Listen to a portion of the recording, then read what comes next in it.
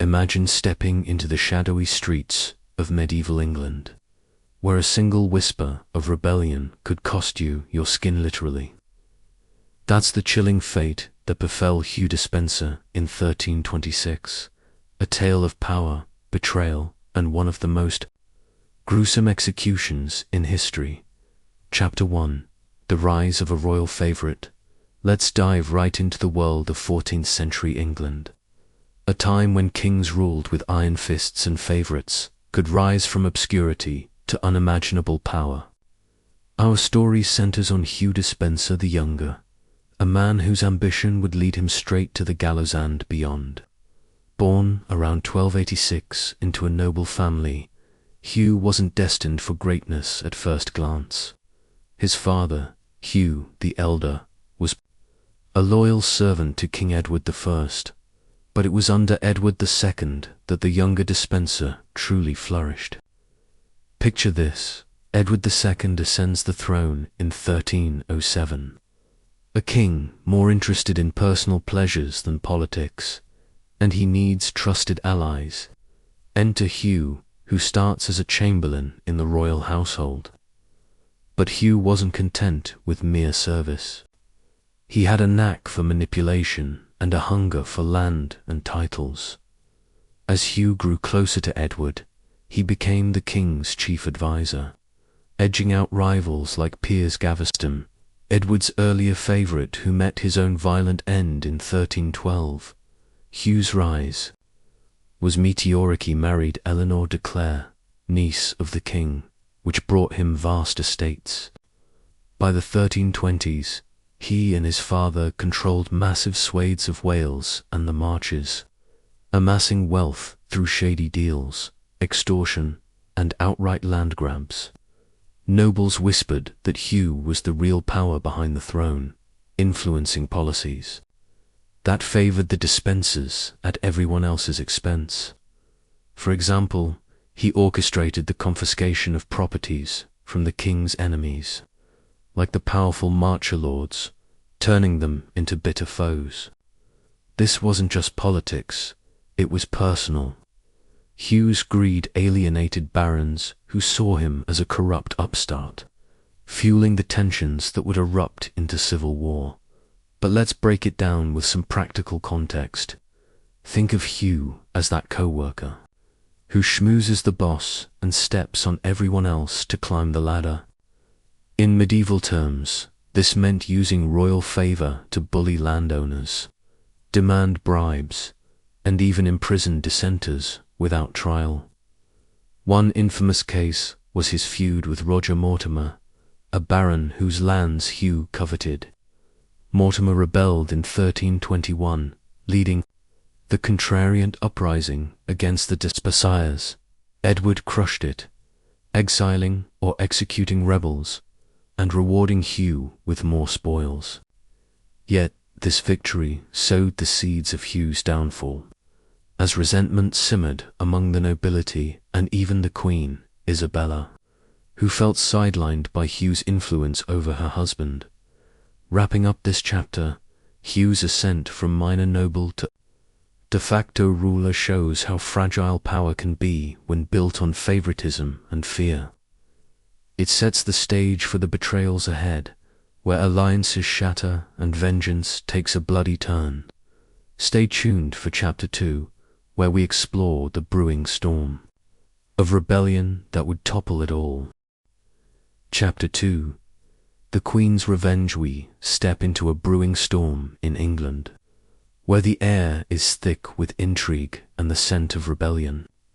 Queen Isabella, known as the She-Wolf of France, emerges as a pivotal figure in this tale of betrayal and vengeance.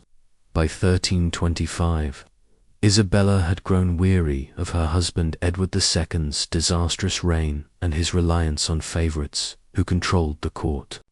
Feeling neglected and humiliated, she was no longer the obedient queen. This chapter dives into how Isabella transformed from a sidelined royal into a cunning strategist, setting the stage for a dramatic coup that would shake the kingdom to its core. Isabella's frustration wasn't just personal. It was political. She was a daughter of the powerful French king Philip IV, raised to wield influence, yet in England she was pushed aside. Her lands were seized to enrich others, and her dignity was trampled by Edward's inner circle. By 1325, an opportunity arose when her brother, King Charles IV of France, demanded Edward pay homage for the Duchy of Gascony, a territory England held.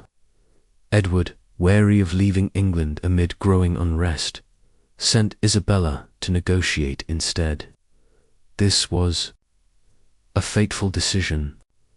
In France, Isabella found not just diplomatic leverage, but a new ally and lover in Roger Mortimer, the exiled baron who had clashed with the king's favourites years earlier.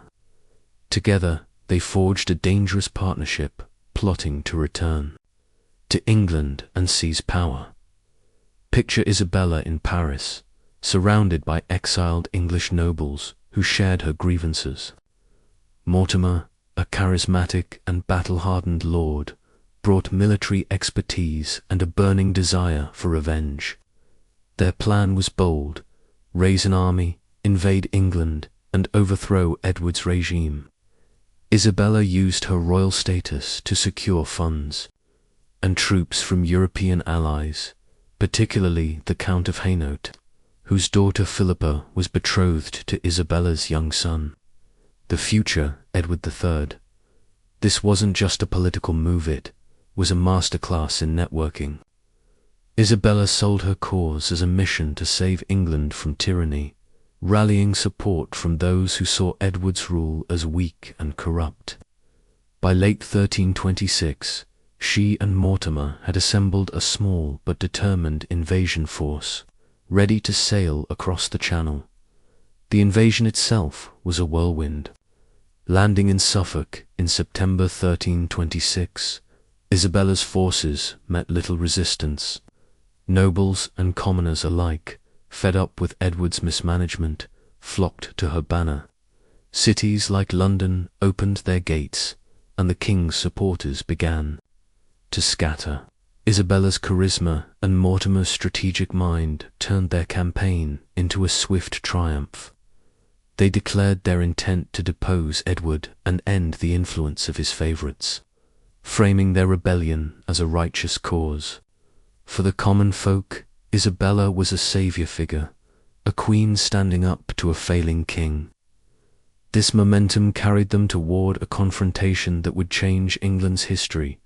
To ground this in a relatable way, think of Isabella as someone who's been overlooked at work for too long, finally taking a stand and rallying colleagues to change the toxic environment.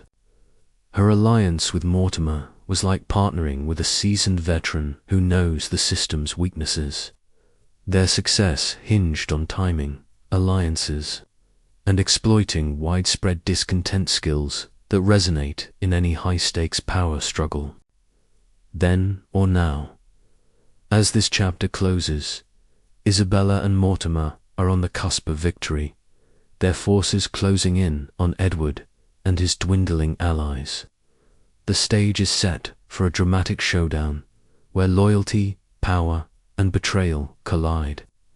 Next, we'll explore the desperate flight of a king abandoned by his own kingdom. Chapter 3: The King's Desperate Flighting Lands. Countryside buzzes with chaos in late 1326, as King Edward II finds himself a hunted man. With Queen Isabella and Roger Mortimer's invasion gaining unstoppable momentum, the king's once secure world crumbles. Edward, now in his early 40s, is forced to flee London, his court unravelling as allies desert him. This chapter tracks Edward's frantic escape across a kingdom turning against him, revealing a ruler unprepared for the consequences of his misrule. Edward's flight begins in October 1326, as Isabella's forces sweep through England. Realizing London is no longer safe, he heads west toward Wales, hoping to rally support in the rugged marches where his family still holds influence. Accompanied by a dwindling retinue, Edward's journey is marked by panic and poor decisions. He attempts to muster troops, but the nobles and commoners who once swore loyalty now see him as a liability. Towns close their gates, and his calls for aid go unanswered. Imagine Edward riding through muddy villages, his royal banners tattered, his confidence shaken as whispers of betrayal follow him. His inner circle, including key advisors, begins to fracture, with some slipping away to join Isabella's cause. The king's desperation is compounded by his reliance on a few loyalists, who are more liability than asset. As Edward moves through Gloucestershire, he seeks refuge in strongholds, like Chepstow Castle, but even these are precarious. Isabella's propaganda paints him as a weak ruler, and the promise of rewards draws mercenaries and opportunists to her side. Edward's attempts to negotiate or by loyalty fail. His treasury is depleted, and his reputation is in tatters. One vivid example is his attempt to sail from Wales to Ireland, hoping to regroup abroad. Storms and betrayals thwart this plan, leaving him stranded and vulnerable. The chronicles of the time describe Edward as a king wandering like a fugitive, a stark contrast to the crowned figure who once held court in Westminster. To put this in perspective, think of Edward's flight like a CEO on the run after a corporate scandal, scrambling to find allies while the board and shareholders turn against him. Every move he makes, every plea for support only deepens his isolation. The loyalty he took for granted has evaporated, and the kingdom he ruled now hunts him. Edward's flight isn't just a physical journey, it's a collapse of authority, exposing how fragile his reign has become.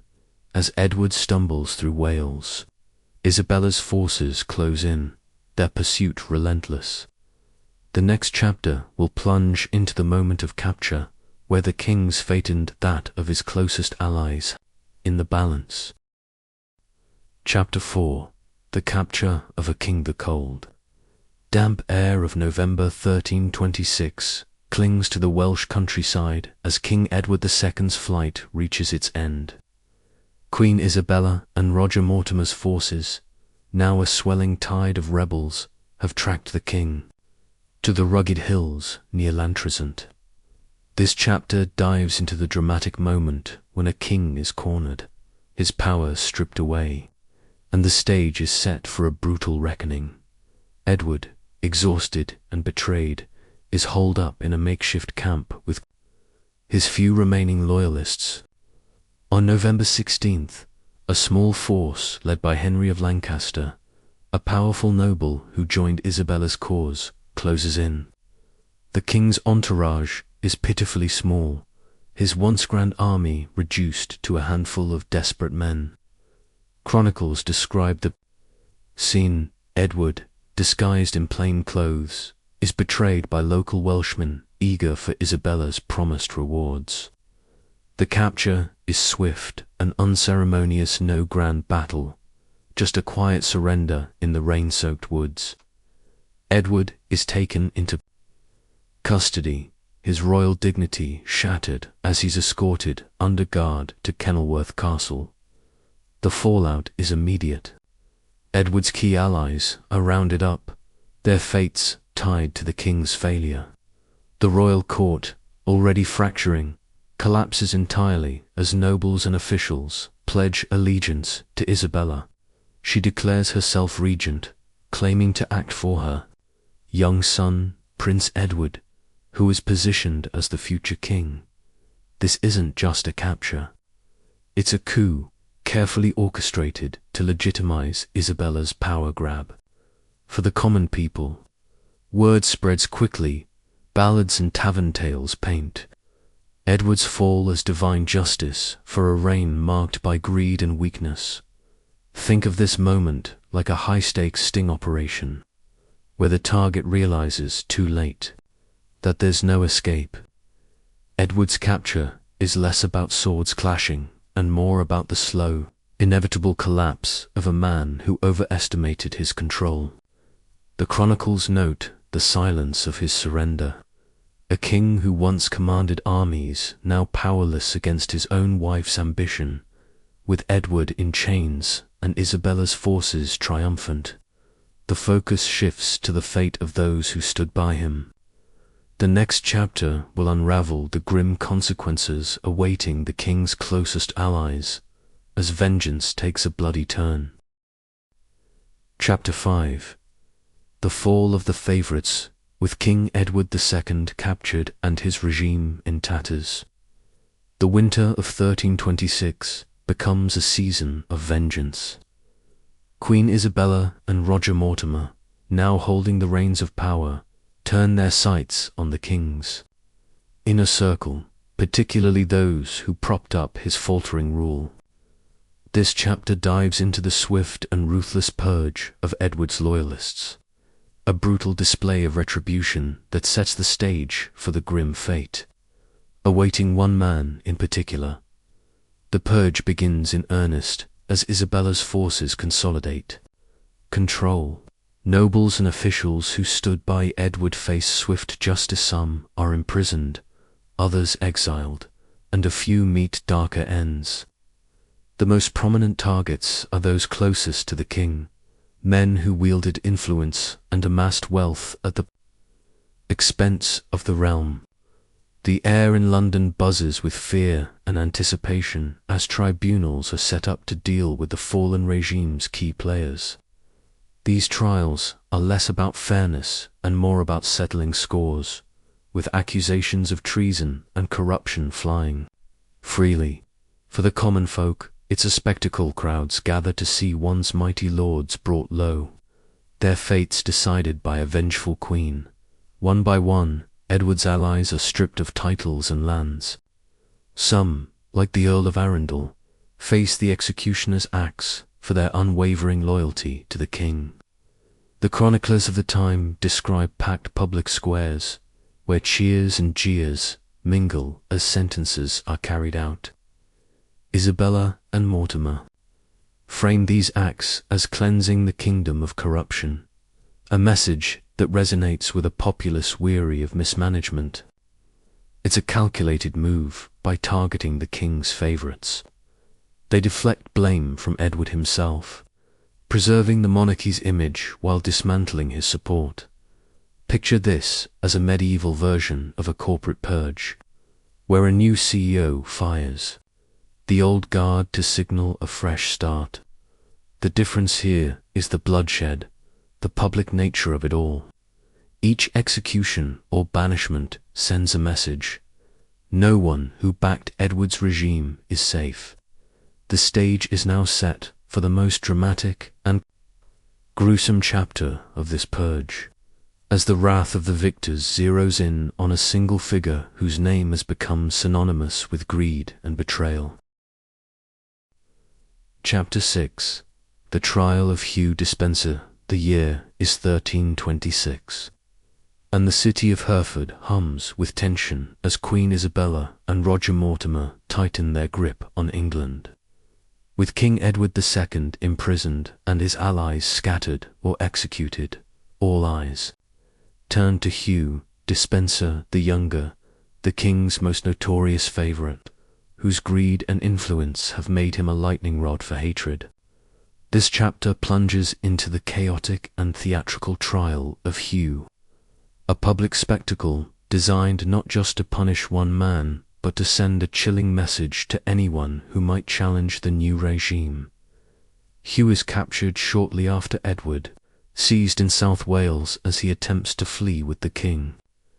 By November 24, 1326, he's dragged to Hereford, where Isabella and Mortimer have set up their temporary power base. The trial takes place in the shadow of Hereford Castle, with a makeshift court assembled in the town's marketplace to maximize public impact. The scene is vivid. A wooden platform erected for all to see, surrounded by a restless crowd of townsfolk, soldiers, and nobles. their shouts echoing through the cold air. Hugh, once a figure of untouchable power, stands in chains, his fine clothes replaced with a tattered tunic, his face gaunt from weeks on the run. The chronicler Jean Froissart later notes the crowd's fervor, describing how men and women alike called for his blood, for his name was poison to them. The charges against Hugh are a litany of grievances, read aloud by a clerk under Mortimer's watchful eye. He's accused of treason, extortion, usurping royal authority, and inciting discord between the king and queen. Specific examples are flung like daggers, his seizure of lands from widows and heirs, his imprisonment of rivals without trial, and his role in impoverishing the realm through corrupt deals. One case highlighted is his extortion of the wealthy Lady Barrett, whom he allegedly tortured to extract her estate's story that fuels the crowd's outrage. The trial isn't about evidence or defense. Hugh is denied the chance to speak, a deliberate move to silence the man who once dominated the king's court. It's a show trial, scripted to justify what's coming next. Isabella, presiding with regal authority, plays her role perfectly. She's not just a queen, but a wronged wife, her presence reinforcing the narrative that Hugh's influence poisoned her marriage and the kingdom. Mortimer, meanwhile, ensures the proceedings move swiftly, his own grudge against Hugh stemming from years of rivalry and exile evident in the harshness of the verdict. The sentence is death, but not a simple one. Hugh is to be drawn, hanged, disemboweled and quartered, a punishment reserved for the worst traitors, designed to erase his legacy in the most brutal way possible. The crowd roars its approval, though some, according to the chronicler Geoffrey Le Baker, whisper of the cruelty to come, uneasy at the savagery. To make this relatable, imagine a modern-day courtroom drama, but instead of a fair trial, it's a public takedown, broadcast live to a nation baying for justice. Hugh's trial is like a CEO caught in a scandal, paraded before a jury already convinced of his guilt, with the verdict less about truth and more about satisfying a mob's anger. The charges, while rooted in real grievances, are amplified to paint Hugh as the sole architect of England's woes, a convenient scapegoat for a broader failure. As the trial concludes, Hugh is led away, his fate sealed. The next chapter will confront the gruesome reality of his execution, a moment that cements his name in history as a symbol of retribution. Chapter 7. The Grisly Execution, the morning of November 24th, 1326. Dawn's cold and grey in Hereford, where a restless crowd gathers in the shadow of the city's ancient walls. Hugh Despenser the Younger, once the most powerful man at King Edward II's side, faces his final moments in a spectacle of unimaginable brutality. This chapter delves into the harrowing details of Hugh's execution, a meticulously staged act of vengeance that shocks even a medieval audience accustomed to violence, leaving an indelible mark on England's history. The marketplace in Hereford is transformed into a grim theatre. A high scaffold towers over the cobblestones, draped in black cloth to signal the gravity of the event. Chronicler Jean Froissart describes the scene. Thousands of onlookers, merchants, peasants, soldiers, and nobles packed the square, their breath visible in the chilly air, their voices a low rumble of anticipation and hatred. Hugh is led from his cell in chains, his body weakened by hunger and rough treatment during his capture. His once luxurious garments are gone, replaced by a coarse sackcloth tunic, a deliberate humiliation to strip away his noble status. As he's paraded through the streets, the crowd pelts him with mud, rotten vegetables, and insults, chanting traitor and thief. Some accounts, like that of the chronicler Adam Muramouth, note women in the crowd screaming curses, blaming Hugh for their family's lost lands and livelihoods. The execution begins with the first stage of his sentence being drawn. Hugh is tied to a wooden hurdle, a rough sledge dragged by horses through Hereford's muddy streets to the scaffold. The journey is deliberately slow, allowing the crowd to jeer and spit, each jolt of the hurdle a reminder of his fall.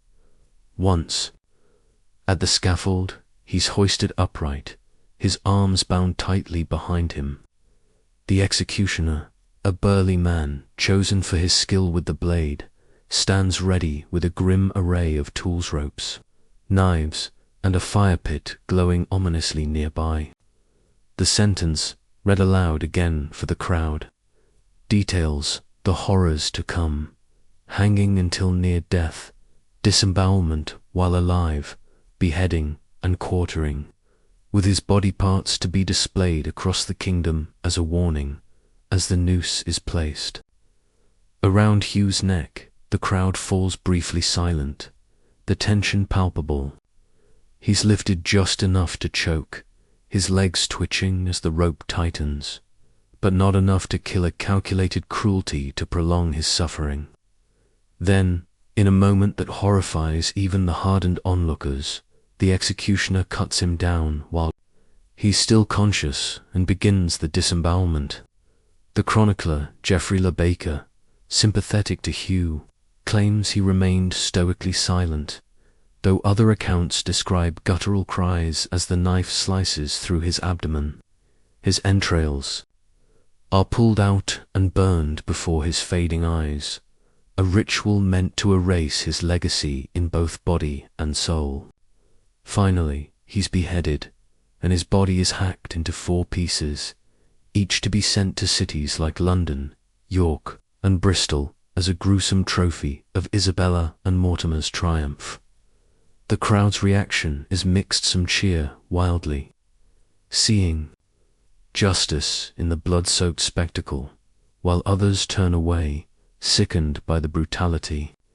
Isabella, watching from a nearby platform, maintains a steely composure, her presence reinforcing the message that this is the price of crossing her. Mortimer, standing beside her, ensures the execution is carried out to its full, horrifying extent, his personal vendetta against Hugh now satisfied. To put this in a modern context, imagine a public shaming gone to the extreme. Like a disgraced figure paraded on live television, their punishment exaggerated to satisfy a vengeful audience. But in 1326, the stakes are visceral, the blood real, and the message unmistakable. No one, no matter how powerful, is untouchable. As the scaffold is cleared and Hugh's remains are carted away, the crowd disperses, some whispering of divine retribution, others of the new regime's ruthlessness. The next chapter will explore the aftermath, as England grapples with the shock of this execution and the shifting tides of power. Chapter 8. The Echoes of Vengeance. The blood-stained scaffold in Hereford is cleared, but the execution of Hugh Despenser on November 24, 1326, reverberates across England like a thunderclap. The kingdom is caught in a whirlwind of awe, fear, and shifting loyalties as Queen Isabella and Roger Mortimer cement their grip on power. This chapter explores the immediate aftermath of Hugh's brutal death, delving into how it shapes public sentiment, strengthens the new regime, and plants the seeds of future unrest in a nation still raw from rebellion.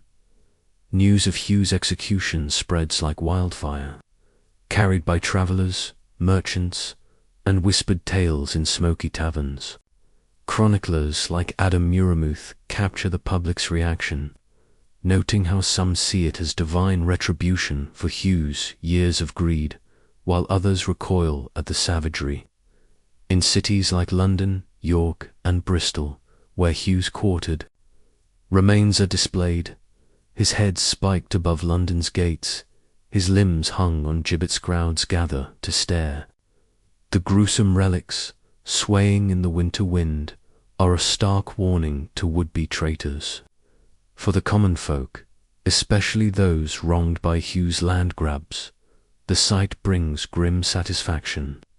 In alehouses, men raise mugs to Isabella, hailing her as the queen who ended a tyrant's reign. Yet, in quieter corners, some whisper of the cruelty, uneasy at the new regime's taste for blood. Isabella and Mortimer seize this moment to solidify their authority. Isabella, acting as regent for her young son, Prince Edward, styles herself as England's deliverer, a queen who purged the realm of corruption. They stage public spectacles, feasts, processions, and proclamations to drive home their victory. In Hereford's great hall, minstrels sing ballads, casting Hugh as a villain who bled the kingdom dry, his name now a curse. Isabella strategically pardons select nobles, like Henry of Lancaster, to win their loyalty, while confiscating the estates of Hugh's allies to reward her supporters. The chronicler, Jean Froissart, describes the great rejoicing among the commons, who see Isabella as a saviour. But the execution's brutality leaves a mark. Geoffrey Le Baker, a chronicler with sympathies for the old regime, calls it a savage act, noting murmurs among barons who fear Mortimer's growing influence. Mirrors Hugh's own arrogance. The public displays of Hugh's remains, meant to deter rebellion, have a dual effect. In London, crowds flock to see his head on the city gates, some spitting on it, others crossing themselves in unease. The spectacle unites many against Hugh's memory, but also sparks quiet doubts about the new rulers. Mortimer, now openly Isabella's right hand, begins to draw scrutiny. His role in orchestrating the execution, fueled by personal vendetta, raises questions about his ambitions. In markets and churches, gossip swirls. Is Mortimer any different from the favourites he destroyed? To put this in a modern light, it's like a new government cleaning house after a scandal, winning cheers for justice, but risking backlash if their methods seem too ruthless. As winter deepens, Isabella and Mortimer's regime takes shape, built on the ashes of Hugh's legacy, but the execution's shock lingers, fostering both loyalty and suspicion. The next chapter will explore how this new order navigates the delicate task of ruling a kingdom, as Edward II's fate is decided and new tensions simmer beneath the surface. Chapter 9. A kingdom remade inland in early 1327 is a land caught between relief and uncertainty, as Queen Isabella and Roger Mortimer reshaped the realm in the wake of Hugh Despenser's execution. With the old regime dismantled and King Edward II languishing in captivity, the new rulers face the daunting task of governing a fractured kingdom. This chapter dives into the delicate balancing act of consolidating power, navigating noble rivalries, and managing a populace eager for stability but wary of new tyrants. Isabella, as regent for her 14-year-old son, Prince Edward, moves quickly to establish legitimacy. In January 1327, a parliament is convened in Westminster, a carefully orchestrated gathering of nobles, clergy, and commons.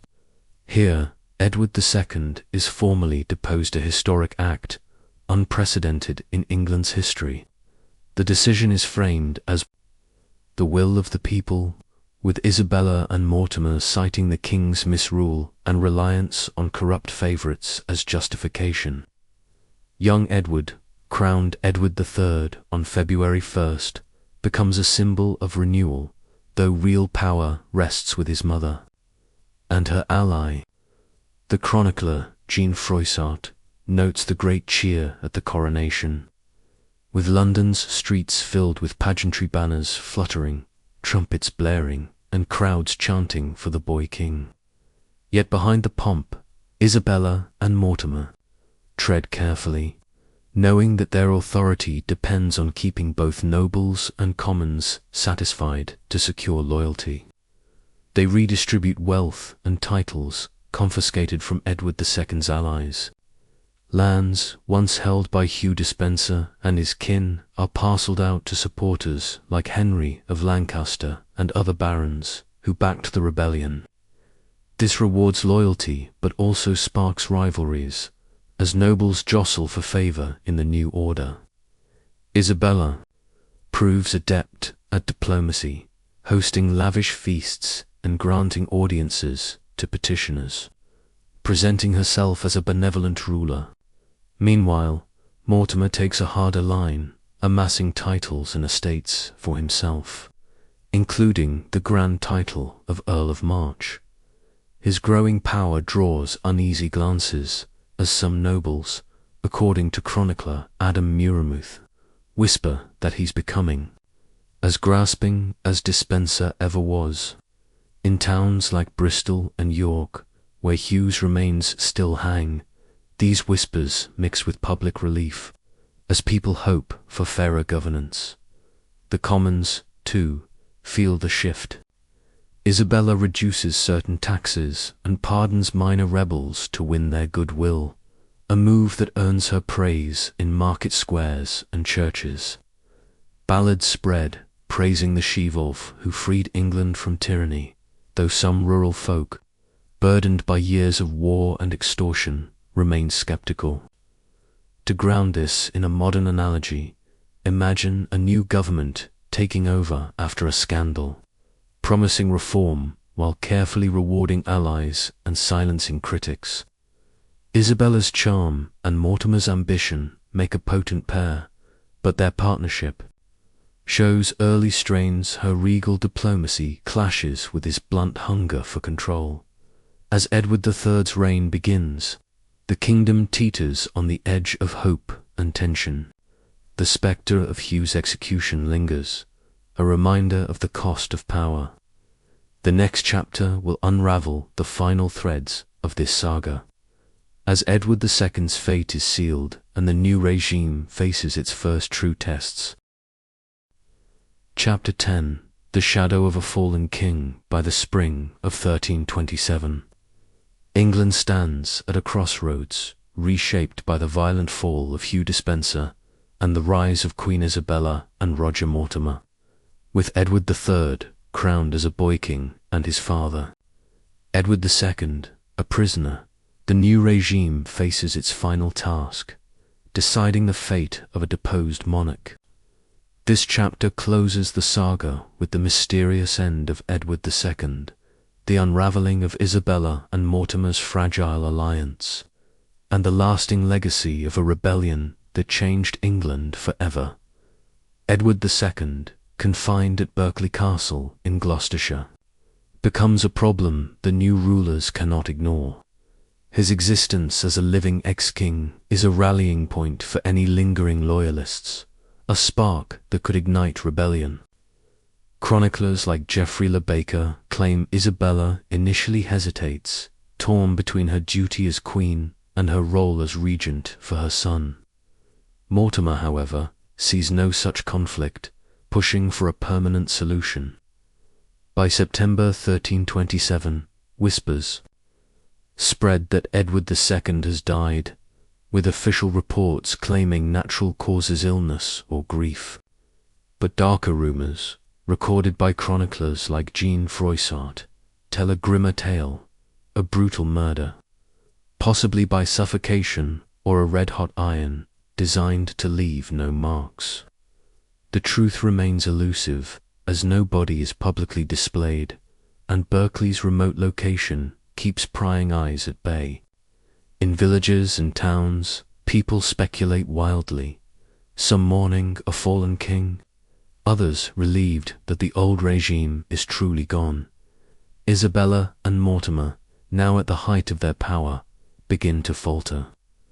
Mortimer's arrogance grows, his lavish lifestyle and iron grip on the court alienating nobles who once supported the rebellion. The chronicler Adam Muirmuth notes that many lords grew weary of his pride, seeing in him echoes of the very favourites he destroyed. Isabella, meanwhile, struggles to maintain her image as a benevolent regent, her reputation tarnished by her open alliance with Mortimer. By 1330, their rule faces a new threat. Edward III, now 17, begins asserting his own authority.